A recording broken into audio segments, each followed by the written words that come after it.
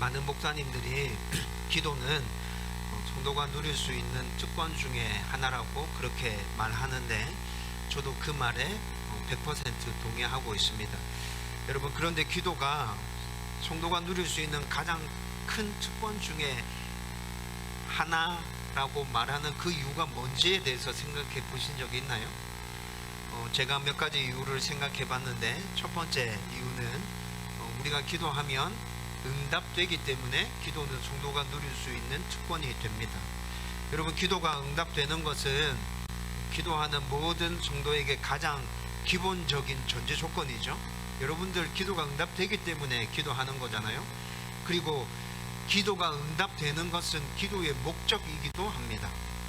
우리가 기도에 대해서 만약에 하나님의 응답이 없다는 것을 알면 기도할 수 있는, 기도하는 성도들은 아마 아무도 없을 거예요. 그런데 성경은 기도 응답을 약속하고 있고 또 항상 기도하라고 명령하고 있죠. 그리고 우리가 믿고 있는 하나님은 기도에 응답하실 수 있는 충분한 능력을 가지고 계십니다. 따라서 기도 응답은 분명히 성도가 누릴 수 있는 특권 중에 하나가 틀림이 없습니다. 두 번째 이유는 응답받는 것과 함께 예수님을 닮아가는 것도 기도하는 성도가 누릴 수 있는 특권입니다. 여러분, 예수님을 닮아서 예수님의 좋은 제자가 되기 위해서 기도하는 것은 아주 중요합니다. 제가 개인적으로 생각할 때 이렇게 기도하는 것은 이 세상에 살아가고 있는 모든 성도들이 반드시 해야 될 기도라는 확신을 가지고 있습니다. 그리고 예배와 기도는 분명히 우리가 변화되고 예수님 닮게 하는 데 있어서 가장 중요하기에 목사님들이 계속 얘기하죠. 예배와 기도에 목숨을 걸어야 한다고. 여러분, 이 일들을 통해서 우리가 제일 빨리 제일 많이 변화되기에 그렇게 얘기하는 거예요. 따라서 예수님을 닮아가는 변화와 성숙, 온전한 제자됨은 기도하는 사람만이 누릴 수 있는 특권이 맞습니다. 세 번째 이유는 응답받는 것과 또 예수님을 닮아가는 것과 함께 기도하는 사람이 하나님의 평안을 누릴 수 있기 때문에 성도의 특권이라고 얘기하는 것 같습니다. 여러분, 우리의 인생살이는 끝없는 문제와 고난의 연속이죠. 문제와 고난은 우리가 죽고 나면 끝날 거예요. 그런데 살아있을 때는 성도라도 피할 방법이 없습니다. 이런 우리 삶에서 어떤 상황 가운데서도 우리가 어떤 문제를 만나든지 우리를 지켜줄 수 있는 평안함이 우리 마음 가운데 있다는 것은 정말 중요하죠. 그런데 성경이 뭐라 얘기합니까? 그 평안이 어떻게 온다고요? 기도하는 사람에게 하나님께서 주신다라고 말씀하고 있어요. 따라서 하나님의 평안은 기도하는 사람만이 누릴 수 있는 특권이 틀림이 없습니다. 여러분, 우리는 올해 2월 1일부터 행복 비타민 가족편을 준비하면서 함께 기도하고 있는 중에 있습니다. 여러분, 이 프로젝트의 시작은 제가 6월 첫째 주에 설명해 드렸는데, 우리 성도분들 중에, 가족들 중에 예수님 안 믿는 분 계시고 가까운 친척들 중에 예수님 안 믿는 분이 계신 성도가 제안을 해서 시작하게 된 것입니다. 제가 이 제안을 작년에 여러 차례 받았거든요. 그런데 작년 11월 달 어느 날에 기도하다가 코로나 때문에 우리가 늘 하고 있던 전도도 다 중단되었고 모임도 못하고 있는 상황에서 우리 가족들을 위해서, 가까운 친척들을 위해서 전도하기 위해 집중적으로 기도하는 게 지금 이 시기에 우리가 할 수 있는 제일 좋은 전도의 방법인 것 같다라는 생각이 들었습니다. 그래서 몇 권의 책을 사서 읽기 시작했고, 몇 편의 영상을 보면서 어떻게 가족 전도를 하는 게 제일 효과적일까에 대해서 고민하기 시작했어요. 여러분, 그런데 제가 읽었던 책들과 제가 봤던 영상들 모두 다 똑같이 가족 전도를 위해서 첫 번째 시작해야 될 일은 끈질긴 기도였습니다. 포기하지 않고 끈질기게 기도하는 것, 무조건 이게 첫 번째 되어야 된다 라고 다 얘기해 주고 있었어요. 그리고 또 책을 읽고 영상을 보던 중에 불신 가족이 있는 성도들은 그들을 위해서 끊임없이 기도하고 있지만 늘 불안함과 초조함 가운데서 살고 있다는 것도 알게 되었습니다. 내가 이렇게 기도하고 있지만 결국 그들이 돌아오지 않으면 어떻게 하나 라는 그 불안함이 마음 한켠에 존재하고 있다는 거예요. 여러분, 이런 것들을 알게 되면서 행복 비타민 가족편을 시작할 때, 그리고 첫 번째 격려의 말씀, 도전의 말씀을 함께 나눌 때 기도와 평안에 대한 말씀을 나누어야겠다, 그렇게 마음에 결단하게 되었습니다. 여러분, 오늘 우리가 함께 나눌 말씀은 문제가 해결되지 않더라도 기도 가운데 하나님께서 우리에게 주시는 평안과 기쁨에 대해서 말씀해 주고 있습니다. 여러분, 이 말씀을 통해서 저와 여러분들이 어떤 상황 가운데서도 하나님께서 주시는 그 기쁨과 평안함을 누리면서 끝까지 기도자의 삶을 살 수 있었으면 좋겠고, 특별히 불신 가족들을 위해서 기도하고 있는 이 시점에서 포기하지 않는 기도의 사람 되기를 주님의 이름으로 축원드립니다. 여러분, 방금 기도하는 사람이 누릴 수 있는 특권에 대해서 제가 아주 간략하게 3가지 말씀드렸는데, 이걸 하나하나 좀 더 깊이 있게 살펴보고자 합니다. 먼저 기도하는 사람이 누릴 수 있는 가장 기본적인 특권은 기도 응답이라 그랬죠. 여러분, 성경에서는 기도하라는 명령과 함께 기도 응답에 대해서 많이 말씀하고 있습니다. 그리고 실제로 우리가 기도하면서 응답받은 경험들도 많죠. 여러분, 이것들을 이야기하기 시작하면 한도 끝도 없어요. 여러분, 제가 교회를 개척해서 5년 지금 지나가고 있는데, 5년 동안 우리 교회 가운데, 저의 삶 가운데 어떤 일이 있었는지, 기도 응답이 어떻게 왔는지에 대해서 얘기해도 좋게 3-4시간은 걸릴 것이라 생각이 듭니다. 여러분, 그런데 하나님께서 응답해 주신다는 확신을 가지고 기도하지만, 그렇게 기도했던 제목들 중에 응답되지 않은 것들도 참 많아요. 아주 오랫동안 정말 간절히 열심히 기도했는데 응답되지 않는 이유는 뭘까요?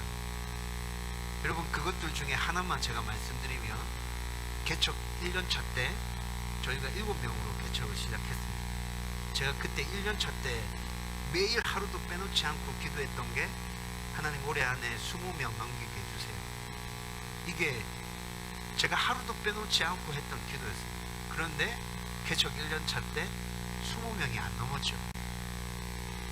여러분, 지금도 하나님께서 왜 그 기도에 응답하지 않았는지 잘 모르겠어요.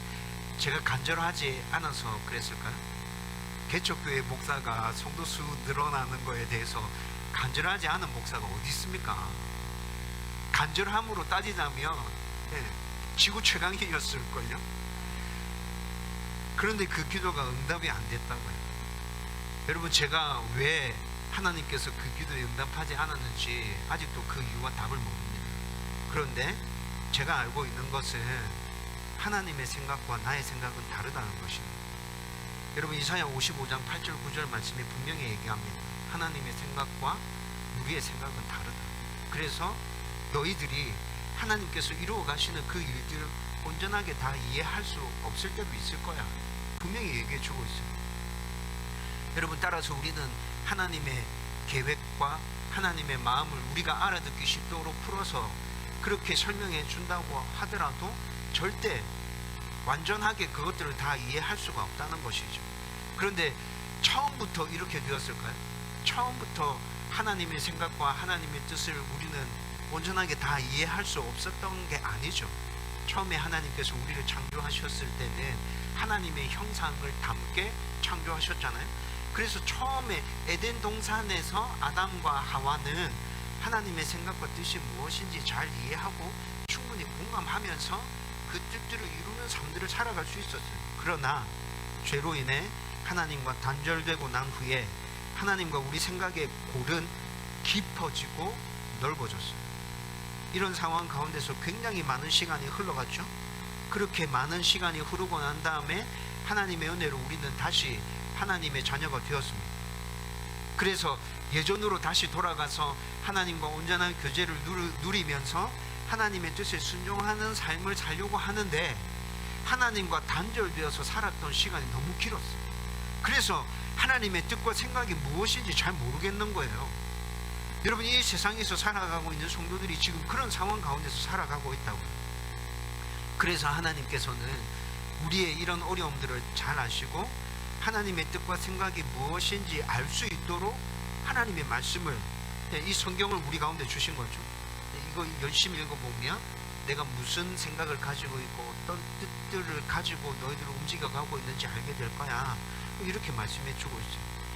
여러분, 그렇게 하나님의 뜻을 조금씩 알아가면서 하나님의 뜻에 합당하게 기도하면 하나님께서는 반드시 예스라고 응답해 주신다고 성경이 그렇게 말씀하고 있죠. 여러분, 그런데 그렇게 하나님의 뜻이라 확신하면서 구했는데도 응답되지 않을 때도 굉장히 많다는 거죠. 하나님의 뜻이라 확신하면서 기도했는데 하나님의 때가 아니어서 기다려라, 아직 좀 더 기다려야 돼 라고 말씀하실 때도 있었고, 또 하나님의 뜻이라고 확신하면서 기도했는데 그 응답에 대한 방법들이 우리가 생각한 방법들과 완전히 달랐어. 그래서 이미 그 기도가 응답되어졌음에도 불구하고 내가 생각했던 그 방법이 아니라서 응답되어진 줄도 모르고 있었어. 시간이 한참 지나고 보니까 내가 그렇게 기도했었는데 그 기도가 완전히 다른 방법으로 응답이 되어졌구나 알 때도 있죠. 또 하나님의 뜻이라고 확신하고 기도했는데 하나님은 우리가 구한 것 그것뿐만이 아니라 그것에 더해서 엄청난 것을 주시기 위해서 시간이 굉장히 오래 걸리는 동안에 우리의 간구를 응답해 주실 때도 있어요. 여러분, 그래서 하나님의 뜻에 합당하게 기도했다고 해도 여러분, 이런 다양한 경우들 때문에 기도 응답을 확실하게 받았다라고 말할 수 있는 그런 케이스가 우리 안에 너무 적다는 것이죠. 여러분, 이런 대표적인 예를 하나 들어볼까요? 이런 대표적인 예가 바로 가족들의 구원과 관련된 기도입니다. 여러분, 성경에서는 분명히 믿지 않는 사람들의 구원은 하나님의 뜻이며 하나님께서 제일 기뻐하시는 것이라 말씀하고 있잖아요. 그래서 그들을 위해서 계속 쉬지 말고 기도해라 얘기하고 있죠. 여러분, 그런데 평생을 기도했는데도 이 기도의 응답을 눈으로 확인하지 못하고 천국으로 가는 성도가 참 많습니다. 하나님의 뜻이라는 확신 가운데 기도했는데 하나님께서는 계속 기다리고 포기하지 말고 인내하면서 끝까지 기도해라 라고 말씀하시는 것 같습니다.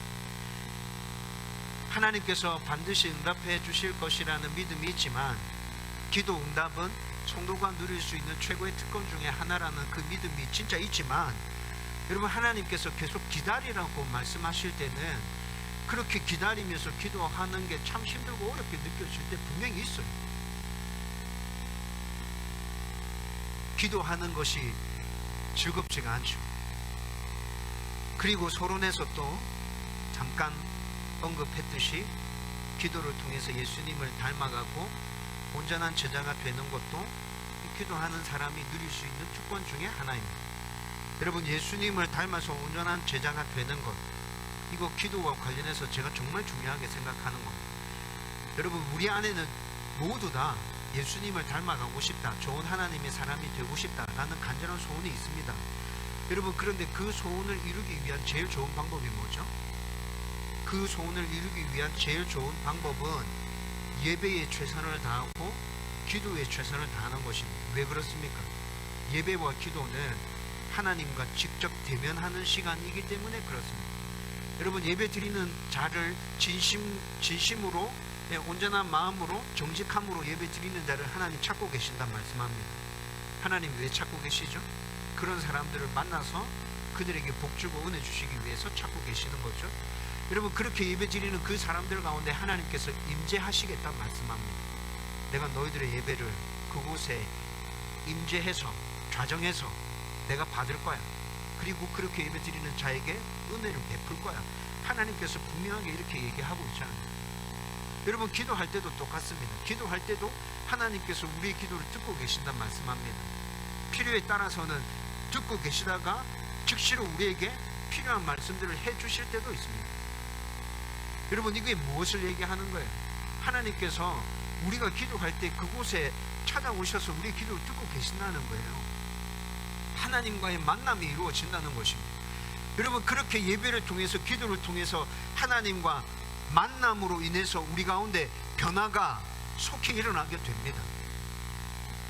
목사님들이 왜 예배에 목숨을 걸고 기도에 최선을 다하라고 말하는지 그 이유를 아시겠죠? 괜히 그렇게 얘기하는 게 아니라고요.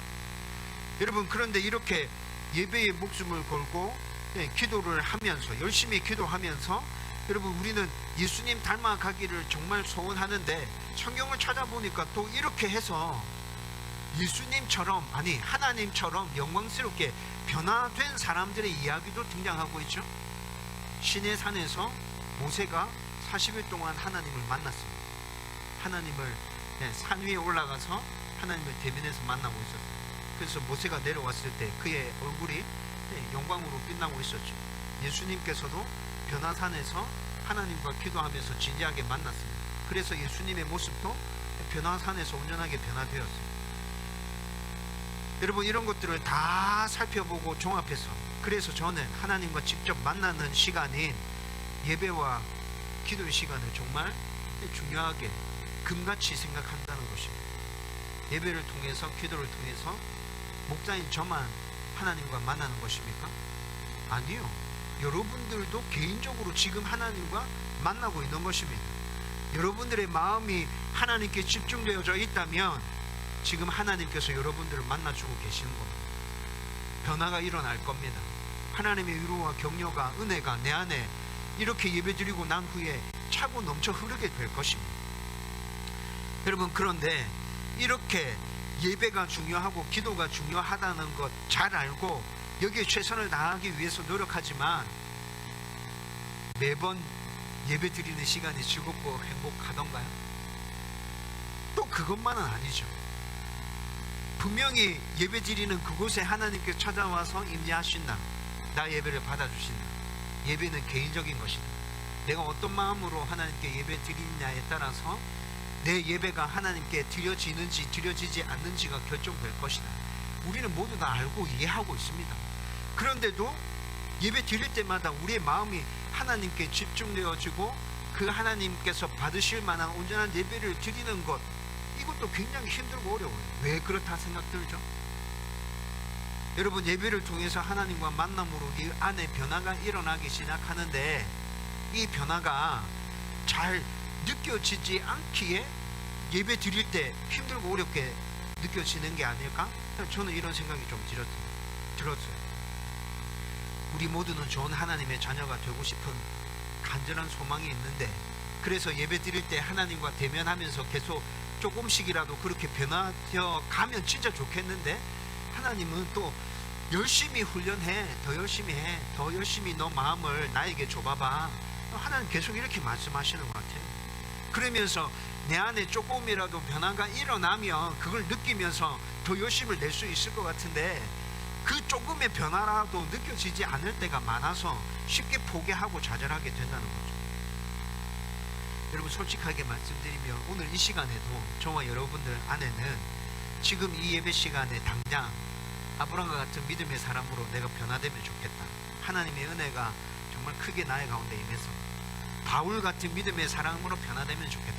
오늘 이 예배를 딱 마치고 이 자리를 떠나갈 때 내 안에 흔들리지 않는 믿음이 정말 딱 있어가지고 이번 한 주뿐만이 아니라 앞으로 내가 살아가야 될 그 모든 삶 가운데서 정말 좋은 하나님의 사람으로 살아갈 수 있었으면 좋겠다.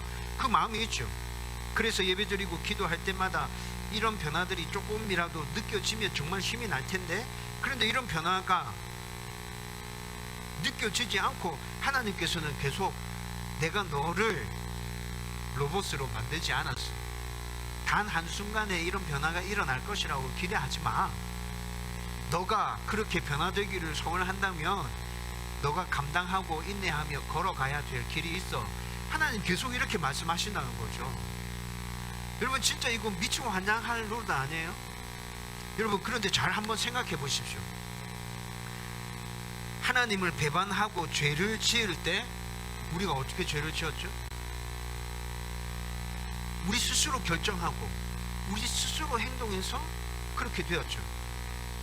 여러분, 따라서 하나님의 자녀로 온전히 변화되기 위한 훈련과 연단도 우리 스스로 우리의 의지로 결단하고 또 하나님의 도움을 구하면서 인내하고 참고 견뎌가면서 그 과정을 이루어 가야 한다는 것입니다. 그러면 아주 조금씩 변화되어져 가서 시간이 많이 흐르고 난 다음에 내 안에 참 놀라운 변화가 있었구나 라는 것들을 깨닫게 될 날이 올 거라는 거죠. 이런 과정이 그런데 너무 힘들고 어렵기에 빨리 변하지 않는 나를 보면서 답답하게 느껴질 때도 있습니다. 따라서 기도하는 사람만이 예수님의 온전한 제자로 변화될 수 있다. 그것이 기도하는 사람이 누릴 특권이다 라는 것을 알고 믿고 있지만, 방금 설명해 드린 이런 모든 것들을 다 따져서 생각해 보면 그래도 목사님, 기도하면서 예수님의 사람으로 변화되어 가는 게 참 힘들고 어려워요, 이렇게 말하게 된다는 거죠. 여러분, 그런데 기도로 성도가 누릴 수 있는 세 번째 특권은 앞에 말씀드린 이 두 가지 특권들을 이루는 데 있어서 참 힘들고 어렵다고 그랬잖아요. 그런데 이 세 번째 특권은 그 앞에 두 가지를 다 포함해서 이룰 수 있도록 만드는 원동력이 되는 특권인데, 그것은 바로 하나님의 평안이라는 것입니다. 기도하는 사람이 누릴 수 있는 하나님의 평안. 여러분, 기도하는 사람은 어떤 상황 가운데서도 세상에서 경험할 수 없는 하나님의 평안을 누리게 된다고 오늘 우리가 읽은 말씀에서 분명히 얘기해 주고 있었습니다. 따라서 하나님의 평안이 기도하는 사람에게 넘치기에 기도 응답이 없는 것 같고 더딘 것 같아도 계속 기도할 수 있다는 것이죠. 하나님의 평안이 기도하는 사람 가운데 넘치기에 내가 예수의 제자로 변화되어 가는 것이 느리고 더딘 것 같이 느껴지지만 계속해서 인내하면서 기도하면서 이 길을 계속 걸어갈 수 있다는 것입니다. 저는 기도하는 사람에게 주어지는 이 하나님의 평안, 이것이 제일 큰 특권이라고 저는 확신하고 있습니다. 지금까지 저와 여러분들 가운데 하나님의 이 평안이 넘치기를 매일 기도했습니다. 제가 자주 말씀드렸죠. 여러분들을 위해서 매일 아침 기도하고 있는데, 여러분들의 필요를 구하는 것보다 영적으로 여러분들에게 필요한 것들을 먼저 구하고, 그 영적으로 구하는 것들 중에 하나님의 평안을 누릴 수 있도록 구하는 것은 매일매일 지금까지 반복되어진 여러분들을 위한 기도였답니다. 여러분, 그리고 제가 이렇게 기도했기에 하나님께서는 이 기도에 신실하게 응답해 주셔서 저와 여러분들 가운데 세상이 이해할 수 없는 하나님의 평안이 넘쳐났다고 저는 확신합니다. 여러분, 5년 전에 개척하기 직전에 어떻게 해야 합니까? 라고 물으면서 기도했는데, 하나님 그때 넷째 입양을 말씀해 주셨습니다. 사람들은 다 바보 같은 짓이다, 멍청한 짓이다 라고 얘기했습니다. 그런데 하나님의 말씀이 너무 분명했기에 제 안에 염려와 근심과 걱정들이 있었습니다. 개척과 동시에 넷째 입양을 같이 하면 하나님께서 먹고 사는 것을 책임져 줄 것인가? 가장으로서 내가 우리 가족들을 건강하게 잘 세워갈 수 있을 것인가? 몇 명 안 되지만 함께 개척하겠다고 그렇게 자원해서 개척 멤버로 동참한 우리 성도들, 그들 가운데 하나님 주시는 평안함을 누리면서 내가 그들을 건강하게 세워갈 수 있을 것인가? 여러분, 개척교회 목사가 생각하는 그 염려와 걱정들이 얼마나 많은지 아세요? 목사라도 그런 염려와 근심들 가운데 휩싸이게 됩니다. 여러분, 시작하기도 전에 그런 근심과 걱정들 때문에 그것들이 저를 주저앉히기에 충분했다고요. 100교회가 개척하면 3년 지나고 난 다음에 새 교회가 살아남는다고 합니다. 여러분, 이거 통계로 나와 있는 거거든요. 저희 교회 설립 예배 할 때 축사해 주셨던 제 모계 목사님이 얘기하신 거죠.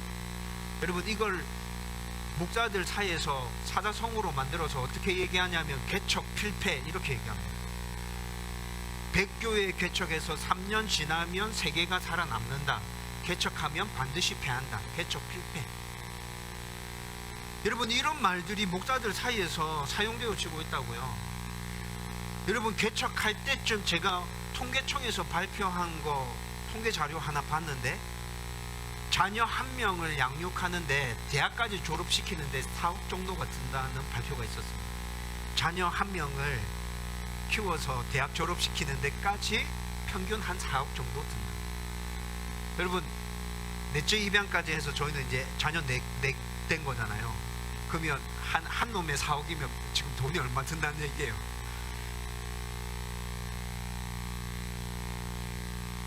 여러분, 시작하기도 전에 이런 모든 이야기들은 저를 주저앉힐 수 있는 충분한 이유가 됐었어요. 근데 여러분, 제 안에 이런 것들보다 더 크게 밀려온 것이 있습니다. 하나님의 평안이었습니다. 그때 그 당시에 제가 기도했던 것 중에 제일 많이 기도했던 게 하나님의 평안이었습니다. 하나님, 제 안에 하나님의 평안이 넘쳐났으면 좋겠습니다. 함께하는 우리 성도들 안에 하나님의 이 평안이 넘쳐났으면 좋겠습니다. 상황이 어떻게 펼쳐지든지 간에, 우리 교회가 어떤 방향으로 흘러가든지 간에 하나님의 이 평안이 있으면 저는 감당해 갈 수 있습니다. 저에게만 이 평안이 있으면 안 되고 우리 성도들에게 있어야 같이 건강한 교회 세워갈 수 있잖아요. 하나님, 다른 건 다 모르겠는데 이건 없으면 안 돼요. 진짜 엄청나게 하나님께 간구하면서 매달렸던 기도가 하나님의 평안이었습니다. 여러분, 지난 5년 동안 돌아보면 제가 방금 말씀드렸던 것처럼 제 안에 이 하나님의 평안이 있었습니다. 함께했던 우리 성도들 가운데 하나님의 이 평안이 넘쳐났습니다. 그래서 아무런 걱정 없이 이렇게 건강하게 우리 교회가 하나님 주인이신 교회로 잘 서가고 있죠.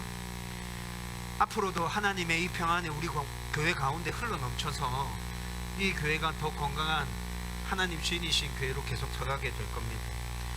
여러분, 오늘 우리가 읽은 본문 말씀은 우리의 삶이 끊임없는 근심과 걱정의 연속임을 전제로 말씀해 주고 있어요. 6절 말씀은 아무것도 염려하지 말고 이렇게 시작하고 있죠. 여러분, 아무것도 염려하지 말고, 오늘 우리가 읽었던 말씀이 왜 이렇게 시작하고 있죠? 이 말씀이 무엇을 보여주고 있는 거죠? 우리의 삶 가운데는 염려와 근심의 연속이라는 것을 전제에 깔고 지금 이렇게 얘기하고 있는 거죠. 여러분, 그런데 이 말씀을 헬라어로 살펴보면 여기서 말씀하고 있는 염려는 자신이 통제할 수 없는 것들에 대해서 쓸데없이 하는 그 염려와 근심을 말하고 있는 것입니다. 여러분, 참으로 우리 삶은 염려와 근심의 연속임이 분명합니다. 틀림없습니다. 그런데 그 염려와 근심들 중에서 우리가 해결할 수 있는 것들이 있습니다. 해결할 수 있는 것들이 있음에도 불구하고 우리는 그것들과 맞서서 해결해 보려고 하는 생각보다는 염려와 근심이 먼저 앞선다는 것이죠. 성경에서 그렇게 하지 말라고 지금 얘기하고 있는 거예요. 그렇게 하지 마. 니네들이 해결할 수 있는 것인데 염려되고 근심이 된다면 차라리 나한테 기도해. 기도하고 그냥 담대함으로 그것과 맞서서 해결해 나가. 그러면 내가 도와줄게. 하나님께서 지금 분명히 이렇게 얘기하십니다. 여러분들이 분명히 해결할 수 있는 염려와 근심들이 있습니다. 그것들 가지고 먼저 앞서서 염려하거나 근심하지 마십시오. 염려되고 근심되는 마음이 생긴다면 그것만큼 더 하나님께 기도하십시오. 하나님, 도와주십시오. 해결해 주십시오. 제 마음에 평안을 허락해 주십시오. 하나님의 지혜를 허락해 주십시오. 그렇게 기도하면서 그것들을 풀어나가고 헤쳐나가십시오. 그 과정을 통해서 저와 여러분들은 더 좋은 하나님의 사람으로 변화되어지고 세워져 있을 것입니다. 그 문제들이 해결되어지고 나면 그렇게 생겨난 염려와 근심들은 자연스럽게 우리 안에서 사라지게 되겠죠. 여러분, 그러나 우리가 통제할 수도 없고 노력해도 안 되는 것들이 있습니다. 이런 것들은 우리의 염려나 근심거리가 아닙니다. 아주 좋은 예를 하나 들면 죽음에 대해서 염려하고 근심하는 성도들 정말 많습니다.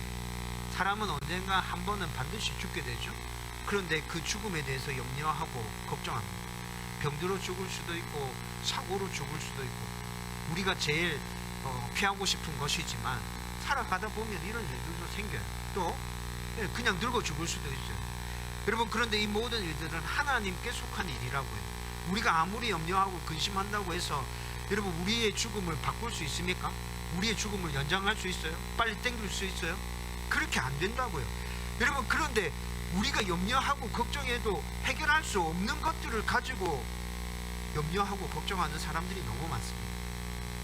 성경에서는 이렇게도 하지 말라고 얘기합니다. 그렇게도 하지 마라. 니네들이 해결할 수도 없는 것 가지고 니네들 도대체 왜 염려하고 걱정하고 있노? 그건 내 건데, 내가 해야 되는 건데 왜 니네들이 그러고 있노? 니네들 그러면 그것 때문에 더 불행해진다. 그것 때문에 니네들 더 빨리 죽게 돼. 그런 거 염려하지 마. 그냥 나한테 맡겨. 염려되고 걱정되는 것만큼 그냥 기도하면서 내가 너희들에게 주는 그 평안함을 누리면서 나를 신뢰하고 그냥 그렇게 살아가. 하나님께서 이렇게 말씀하고 있다는 것이죠. 여러분, 정말로 하나님은 우리의 모든 문제를 해결해 주실 수 있는 전지전능하신 하나님이십니다. 우리의 필요를 채워주시는 우리의 좋은 아버지가 되십니다. 여러분, 이 믿음을 가지고 염려하거나 근심하지 말고 그냥 담대하게 하나님께 나아가면 됩니다. 우리가 걸어가야 될 그 길을 걸어가면 된다고요. 그리고 우리의 요구에 초점을 맞추는 것이 아니라 하나님께 초점을 맞추고 모든 일들이 하나님의 은혜로 우리에게 좋게 진행될 것이라는 것을 확신하면서 그냥 감사하면서 기도하고 간구하면 됩니다. 여러분, 이 말은 방금 언급한 것처럼 염려나 근심 대신에 기도와 간구로 하나님께 나아가되 그 응답에 대해서는 하나님의 뜻이 최선임을 믿고 그것이 어떤 것이든지 그냥 감사함으로 받아들이면 된다는 거예요. 여러분, 그리고 우리가 이렇게 기도할 때 어떤 영역이든지 어떤 내용이든지 우리의 염려와 근심을 다 하나님께 말씀드릴 수 있다고 말하고 있습니다. 여러분, 오늘 말씀 6절을 또 헬라어로 살펴보면 다만 모든 일에 기도와 간구로 이렇게 얘기하고 있죠. 기도와 간구 똑같은 겁니다. 그냥 하나로 기도해라 이렇게 얘기할 수 있어요. 그런데 왜 특별히 이걸 이렇게 나눠놓고 있을까요? 헬라어로 살펴보면 여기서 말하는 기도는 하나님의 뜻에 맞는 기도를 이야기하고 있습니다. 하나님께 드리는 예배나 하나님께 드리는 하나님 기뻐 받으시는 헌신에 대해서 하나님의 뜻에 합당한 것을 우리가 구할 때 그것을 오늘 본문에서는 기도라고 얘기하고 있습니다. 그리고 하나님의 뜻에 합당하지는 않지만 우리가 살아가면서 자연스럽게 소원하게 되는 것들이 있어요. 바라게 되는 것들이 있어요. 그것을 간구라고 얘기하고 있습니다. 그런데 이 간구는 하나님의 뜻에 맞지 않을 때도 있어요. 그런데 오늘 말씀에서 어떻게 얘기하고 있어요? 하나님의 뜻에 맞지 않는 간구는 다 걸러내라고 얘기하고 있나요? 아니요. 모두 다 얘기해. 괜찮아. 그 걸러내고 안 걸러내고는 내가 알아서 할게. 그냥 니네들은 내 뜻에 맞는 거 다 기도해. 니네들이 마음에 바라고 있는 거 다 기도해. 그러면 그렇게 기도하면 내 뜻에 맞지 않는 것을 혹시 너희들이 구한다 할지라도 그것을 내 뜻에 맞게끔 바꾸어서 그 기도에 내가 응답해 줄게. 하나님께서 지금 이렇게 얘기하고 있어요. 여러분, 그래서 우리는 이게 하나님께 기도해도 되는 것인가 아닌가에 대해서 너무 깊이 있게 진지하게 고민하지 마세요. 이렇게 기도하면 안 돼 라고 분명한 것은 아예 그렇게 기도하지 마시고 이거는 잘 모르겠어. 이렇게 해도 되는 건가? 나는 지금 이렇게 됐으면 좋겠는데? 여러분, 그런 생각이 들면 고민하지 말고 그냥 기도해. 여러분, 그것이 잘못된 기도라면 그 기도를 하나님께서 자기의 뜻에 하나님의 뜻에 맞게끔 바꿔 가실 겁니다. 여러분들이 기도하는 중에 그 기도가 계속 바뀌어지게 될 겁니다. 아, 이 기도는 지금 이렇게 하면 안 되고 이렇게 기도해야 맞는 거구나. 그 기도가 조금씩 바뀌어져 가면서 하나님의 뜻에 맞는 기도로 바뀌게 될 것이고 그 기도대로 응답되어지게 될 겁니다. 여러분, 기도 응답에 관련된 모든 것들 다 하나님께 맡겨드리고 이렇게 기도하면 된답니다. 여러분, 이렇게 기도했을 때 7절 말씀에 어떻게 얘기하고 있어요? 이렇게 기도했을 때 7절 말씀 보면 우리가 기도한 것대로 다 응답된다고 말씀하고 있나요? 다른 기도와 관련된 본문들 보면 하나님께서 우리가 기도한 것대로 응답해 주신다고 말씀하는 본문이 있죠. 그렇죠? 그런데 오늘 우리가 읽었던 빌립보서 4장 6절과 7절 말씀에는 응답된다는 것 대신에 하나님의 평강이 너희들 가운데 넘칠 거야 이렇게 말씀하고 있어요. 우리의 마음과 생각을 지킨대. 여러분, 여기서 우리가 깊이 생각해야 할 것은 우리가 기도한 것대로 응답되는 건 정말 감사하고 기쁜 일이죠. 그런데 그렇게 되지 않더라도 하나님의 평강이 우리 안에 넘치는 것에 대해서 깊이 생각해 봐야 합니다. 내가 기도한 것대로 기도 응답이 되지 않았어요. 내가 기도한 것대로 문제가 사라지지 않았어요. 여전히 내 앞에 문제가 있어요. 힘들고 어려워요. 그런데 세상이 알 수 없는 평안함이 나의 가운데 넘쳐요. 여러분, 이것이 얼마나 큰 은혜인지 느껴지세요? 여러분, 이 평안이 넘쳐나게 해주신다고 오늘 말씀에서 분명하게 얘기해주고 있습니다. 여기서 말하고 있는 이 평강은 헬라어로 살펴보면 하나님의 본성 자체에서 비롯되어지는 평강을 얘기하고 있는 것입니다. 그래서 세상이 이해할 수 없는 것이라고 말하고 있는 것이죠. 하나님 본성 안에 있는 그 평강이 기도하는 자에게 넘쳐날 것이다. 상황에 좌우되지 않는 그 평강, 흔들리지 않는 그 굳건한 믿음이 그 평강에서부터 너희들 가운데 비롯되어질 거다. 여러분, 이 평강이 우리 안에 넘침으로 우리의 마음과 생각을 지킨다고 얘기하고 있는데, 이것도 헬라어로 살펴보면 우리의 내적인 감정과 도덕적인 의지와 이성과 판단력, 모든 것들이 하나님의 이 평강으로 막 붙들고 있다고 얘기해 주고 있어요. 여러분, 기도하는 자에게 이런 은혜가 많은 것입니다. 그리고 지킨다고 말하고 있는 이 단어는 군인이 자기의 요새를 지킬 때 사용되었던 그 단어를 써서 말하고 있어요. 여러분, 군인이 요새를 지킬 때, 자기의 진지를 지킬 때 어떻게 지킵니까? 목숨 걸고 지키죠. 전쟁 중에 자기의 진지와 요새를 지킬 때는 진짜 군인이 목숨 걸고 지키잖아요. 완전 철통 방어하는 거잖아요. 그런데 하나님께서 당신의 평강으로 기도하는 자에게 마음을 지키겠다고 말씀하실 때 군인이 자기의 진제와 요새를 지키듯이 내가 그렇게 완벽하게 지킬 거야 라고 말씀하고 있다. 여러분, 우리 안에 이런 평안이 넘쳐나는 것에 대해서 상상해 보십시오. 어떤 염려와 근심이 있다 할지라도 이런 평강이 우리의 내면을 붙들고 있다면 우리는 능히 모든 상황들을 잘 견디면서 이겨나갈 수 있게 될 것입니다. 여러분, 그래서 성경은 이런 평강으로 그 무엇보다도 내 마음을 지키라고 말씀하고 있죠. 여러분, 오늘 아침에 제가 묵상했던 말씀이었어요. 무엇보다도 내 마음을 지키라.